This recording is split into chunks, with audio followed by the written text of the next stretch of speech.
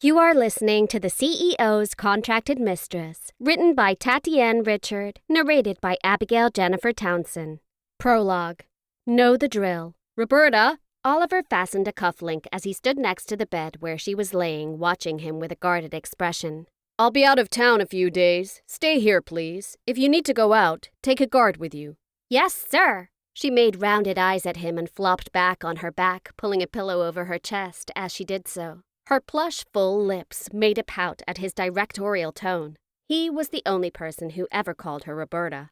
He had read it off her name tag. He couldn't let it go. He yanked the pillow off. Don't hide from me what's mine. His voice was cold and callous, a tone which contradicted the heat of his gaze as he bent and kissed her naked breast he'd just exposed. He'd had her in the bed multiple times in the night, in the shower, and then had thrown her back in the bed. It was nearly 9 a.m, but for some reason today his thirst for her had been unquenchable. She shivered under his stare, and then reminded herself she needed to rein in her emotions.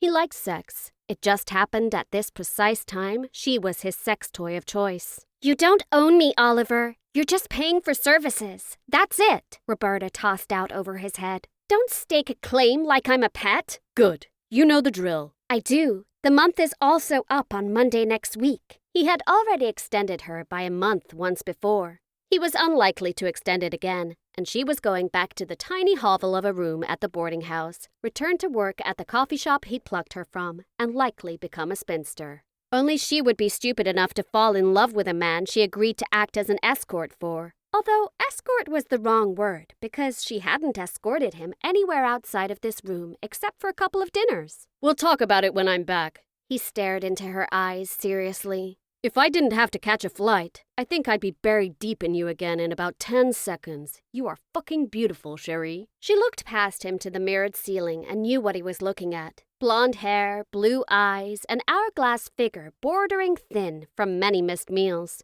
She could go on the internet and find 50 movie starlets with the same face, minus the spattering of freckles across their nose. There was nothing special about her look in her opinion, but somehow, according to Olivier Villeneuve, she made his dick hard. Be good while I'm gone. I'll be back Sunday. Okay. She lifted back on her elbows to watch him stride from the room and laughed when he called out for her to stop looking at his ass. Was it her fault her eyes were always on it? He wouldn't work out as much as he did if he didn't want it ogled. Bobbie lay there and considered how all this came to play.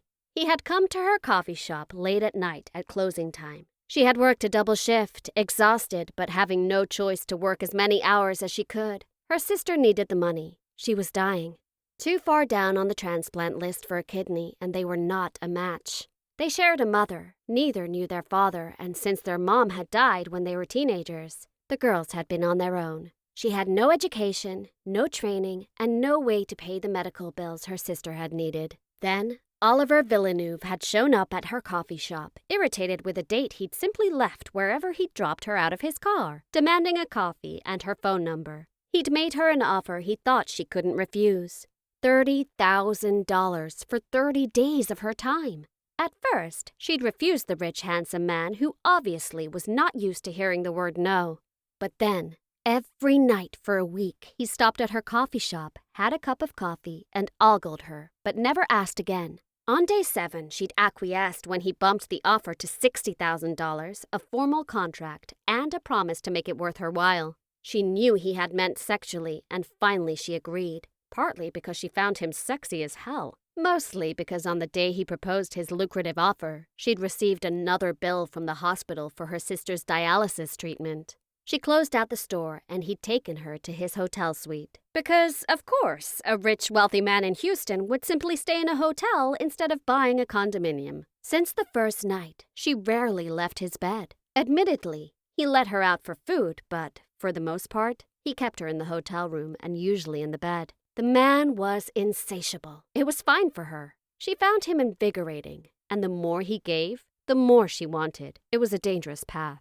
Eating dinner in the room, watching the news before bedtime, or quietly sitting and reading. Playing cards was her favorite pastime. He had been thrilled to know she could play poker, and every game turned into a strip poker game she rarely won. They were all activities normal, typical couples engaged in. Their topics of conversation never touched on personal subjects like family or friends. She had to frequently remind herself they were not a normal, typical couple. Olivier Villeneuve was a billionaire businessman, but if a person asked her what exactly he did, she'd be hard-pressed to tell them. She couldn't even begin to understand what he did for a living, but she guessed an accountant, or something based on the way he watched the ticker screen on the bottom of the financial news. She was not used to hobnobbing with the rich and famous, and his name wasn't one she had heard of before he'd purchased her services. He was used to having what he wanted, when he wanted, and how he wanted. For right now, she was what he wanted.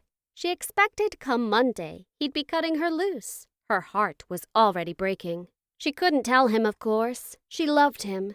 Stupidly, she had fallen in love with him and the way he smiled. A bit crooked, with one side of his lip always a bit higher than the other. His eyes dark brown, and his hair a dirty blonde, which always looked messed up. Cut short, and she wondered if it wasn't curly if he let it grow out. She had caught him watching her 2 weeks ago, intently while she had been reading an email from the treatment center. And the way he'd looked at her made her feel like he wanted more than just sex. She forced herself to get up from the sofa and take a cold shower, punching the wall multiple times as she realized she was projecting emotion on a man who was incapable.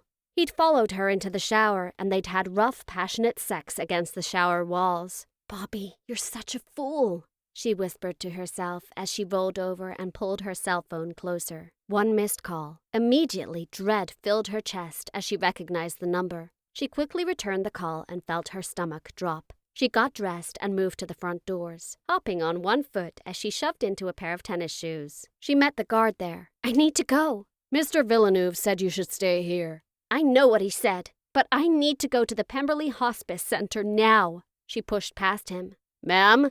He grabbed her arm and tried to convince her to stay. She spun on her heel.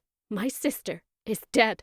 They just called to tell me. Do you mind?" "I'm sorry. Of course. Let's go." He escorted her quickly through the hotel and had a car waiting by the time they reached the entrance. "My name is Darian.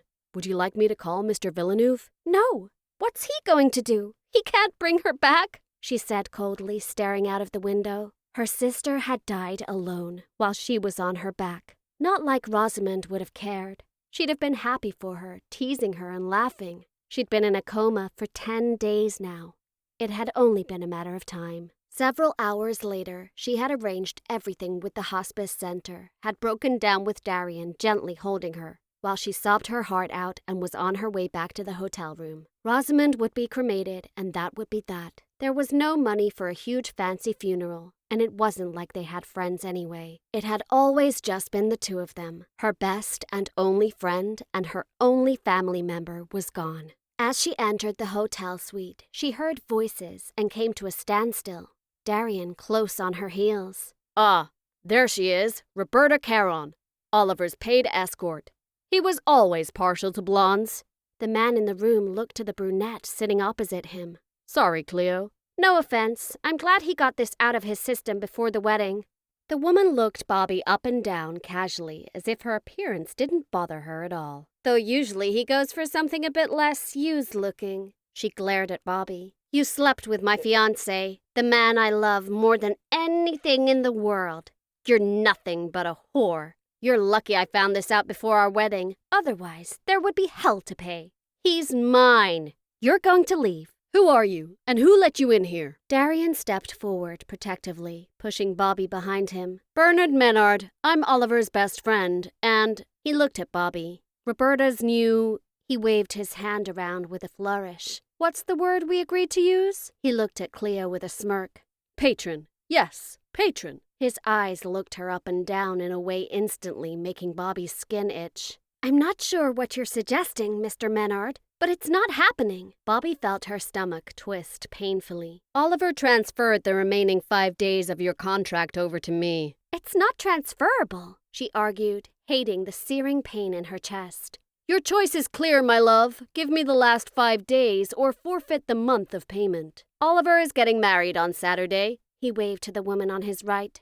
"Cleo and I chatted with him this morning, and he agreed this was the best plan of action." The woman held up a huge diamond on her finger. Cleo agreed not to call everything off considering you're nothing more to him than a commodity. Darian, can you grab my bag off the nightstand? It's time I left. There was no way she could walk into the room where he had made love to her for hours to collect her things. All she needed was her bag. The rest could rot. As Darian stepped into the separate bedroom, Bernard grew close and wrapped his fingers tightly around her arm. I have bought out your contract, sweetheart. You're not going anywhere. She tried to pull her arm away, and he slapped her face hard. Hookers don't get choices. She kicked him hard in the balls, his shout of pain echoing in the room just as Darian ripped the man off her and threw him clear across the room. He pushed her out of the door and into the hall, shoving her bag into her hands. I've seen some rich people do some fucked up shit, but this is the worst bunch of bullshit I've ever seen. Let's get you out of here.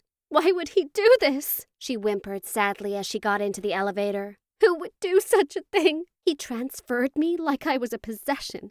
I'm not a fucking car lease. Where can I take you that you'll be safe? I don't have anywhere. She felt the tears come down. I was staying at a boarding house because it was cheaper than an apartment. The truth was, she and Rosamond had been homeless more than once in her 21 years of life.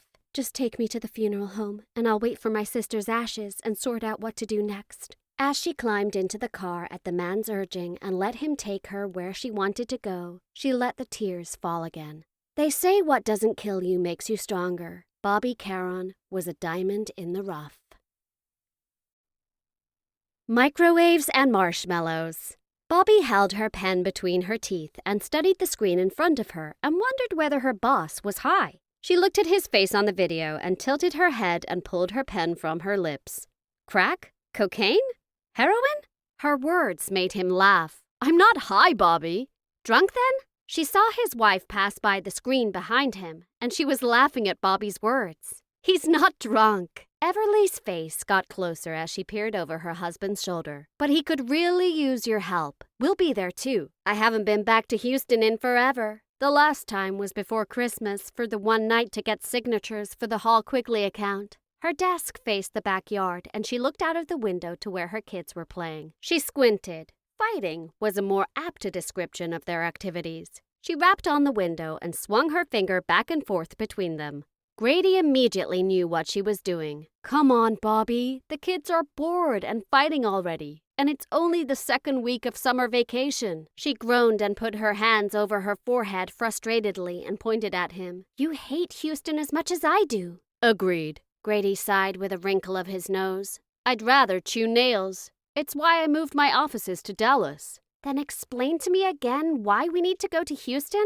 Why can't we do this remotely? Because Trace called me today, and he found a new buyer. In this type of scenario, we need to be there in person for negotiations. It's how it goes.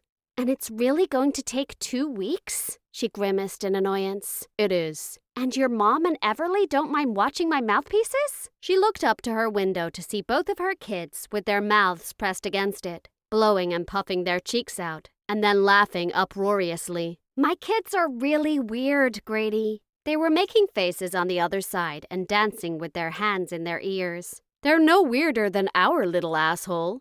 Grady ducked away from his wife's head slap as he grinned at Bobbie, knowing she agreed with him wholeheartedly. They'd had plenty of conversations about how children were a hell of a lot of work, especially strong-minded, independent, feisty ones. Lark will be thrilled to have co-conspirators. The last time she came for a sleepover, they blew up my kitchen with Diet Coke and Mentos. Bobbie grimaced. Took me 2 hours to clean it up, with their help. I didn't even know she had snuck the candies in. They found a bottle of Diet Coke in the pantry from God knows where and had been plotting the experiment for weeks. They're going to be the death of us. I won't have time to deal with the 3 of them and their shenanigans and work. He rubbed his forehead, mimicking her actions subconsciously. Listen, we'll be at the offices all day. Mom and Everly will keep the kids occupied. The zoo, the aquarium, the hotel pool. I expect we might have a couple of nights where we work late, but we can do it at the hotel with the kids. Fine, I'll book the flights and the hotels. When do we go?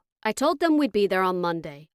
It's Friday at 4 o'clock. The kids have swim lessons tomorrow and a scout campout tomorrow night. Max will be pissed if he misses it. I'm the scout leader. We're not missing it. We will fly out Sunday. He paused. One other thing. Why do you look like you're ready to deliver the news my cat died? She glared at him through the screen. She wanted to punch him. She knew there had been a catch. The person buying Trace's company is Gail Moreno. She sat back in shock. The name she knew from the one time she, Grady, and Everly had gotten drunk and did an internet search. A myriad of expletives left her mouth as she turned away from the window, grateful her kids didn't repeat her lips. Before you panic, remember they're estranged. They don't communicate, and I asked Trace whether the grandson was going to be part of the proceedings. And Trace pissed himself laughing. It seems the internet stories are factual. There's no reason to suggest... He trailed off as she lifted her index finger, warning him to give her a minute to breathe. He's equally crooked. Not as crooked as trafficking his hooker, but he's crooked and dirty and corrupt. You can't expect me to sit in a room with him. No, we don't. He hates Trace. Hates him with a burning passion. Trace stole his girlfriend in high school, married her, and had a son, which he never got to have. He wants to take Trace's company, but he doesn't want to see Trace's face. It's going to be just us lawyers in the room. I need you, Bobbie. You're the best paralegal on the team and the best assistant I've ever had. Please. I want a raise. Done. We leave Sunday? Make it Sunday evening. It's only an hour flight. The less time we actually have to be in Houston, the better. Fine.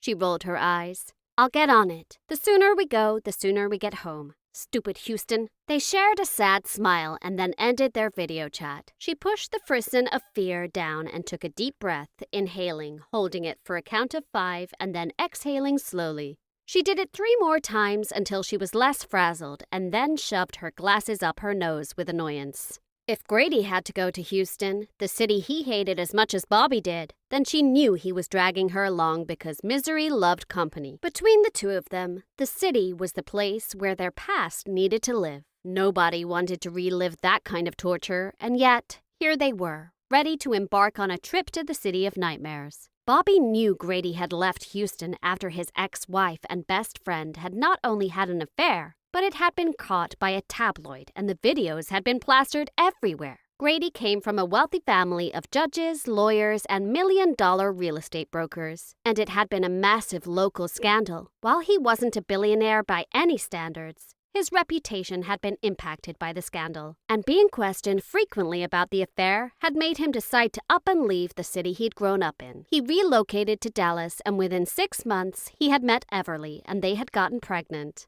Everly had been the owner of the temporary agency Bobbie had applied to with 0 skills. Newly pregnant herself, Everly had at first used a pregnant Bobbie in the temp agency and taught her some skills. And by the time Grady had been through 6 personal assistants, Bobbie was a last resort. She and Grady had instantly clicked like a house on fire, and he'd made sure she had full benefits, protection, and a job which paid her well enough to take care of the twins independently. She and Everly had their babies within 6 weeks of each other. Bobbie had been given the gift of working from home on many occasions, long before working from home was the norm. Grady's mom was a surrogate grandmother to her twins, and they called her Nana. She had vacationed with them more than once, and they were, for all intents and purposes, her family. She loved them. It's why she knew if Grady needed her in Houston, she was going to Houston. She might kick, complain, and whine about it, but he was her family, and she'd do it because he asked. She knew deep down he wouldn't ask if he didn't need her. She had worked for Grady for 8.5 years, and for the first 2 years, they had worked solely in Dallas.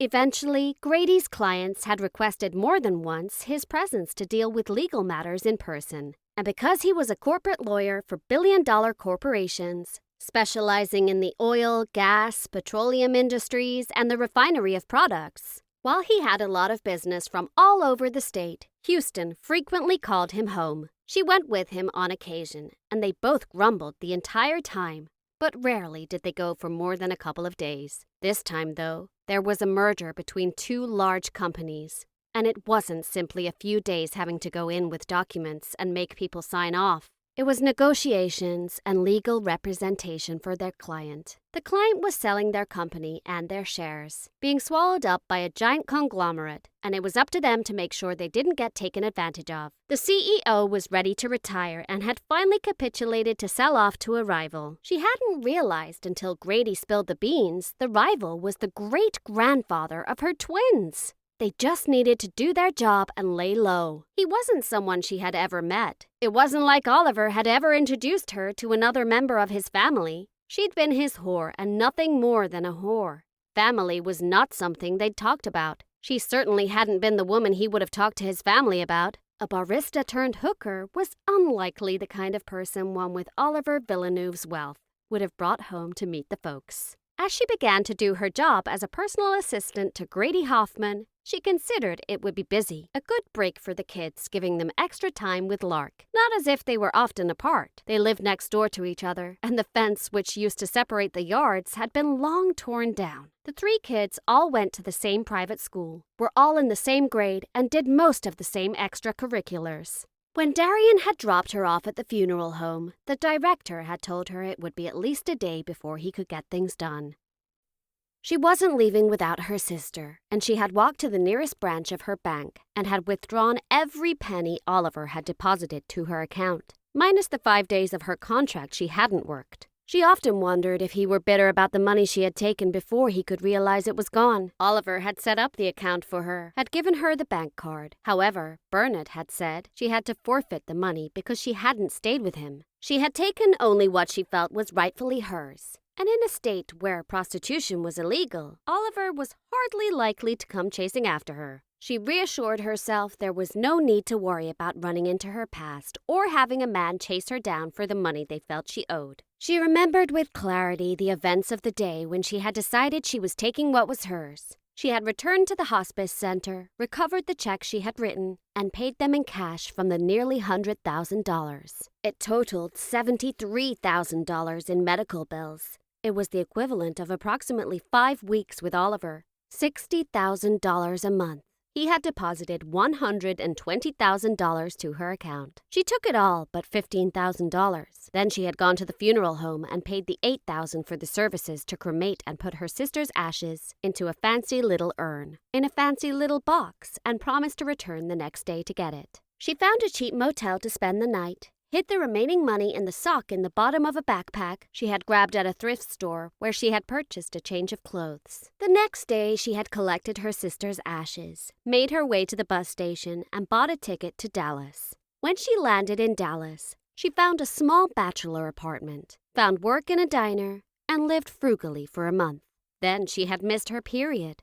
Everly had been the first customer she'd had the morning after she'd gotten her positive pregnancy test, and she expressed her terror on how she was going to provide for a baby on a waitress salary. Everly had urged her to come see her at the temporary agency, and she worked there for a whole month before Everly, in pure desperation, had sent her to Grady. Grady had already been head over heels in love with Everly, and later they would find out he had fired all of the temps just to keep her talking to him. Grady and Everly had been in the room with her when the twins were born. They hadn't left her side since. One night after the kids' first birthday, they had gotten drunk while Grady's mom, Prue, had put the kids to bed. Bobbie had revealed the story of her short-lived but lucrative job as a paid escort. When she'd finally revealed his name, Grady had wanted to go for child support. But when she had suggested the man was wealthy enough to pay her $60,000 a month for exclusive sexual privileges, there was significant risk the man would take the twins from her. Who wanted a guy who paid for hookers and traded them like a sex trafficker raising their kids? She had expounded on her concern. Perhaps it had all been an elaborate scheme. He made his targets comfortable with her choice as a hooker, and then traded them off. What if he was a sex trafficker and got away with it because he was obscenely wealthy? Everly had agreed with Bobbie, and eventually so did Grady. After that night, they agreed to never look him up again. They understood why she never wanted to go to Houston, and as she looked up at the twins busting through the back door screaming, they were starved.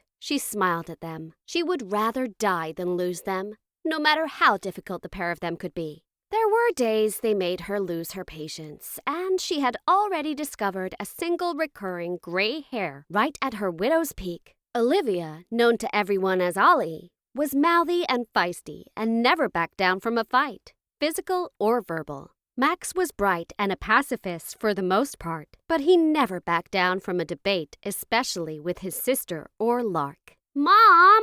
Ollie made wide eyes at her.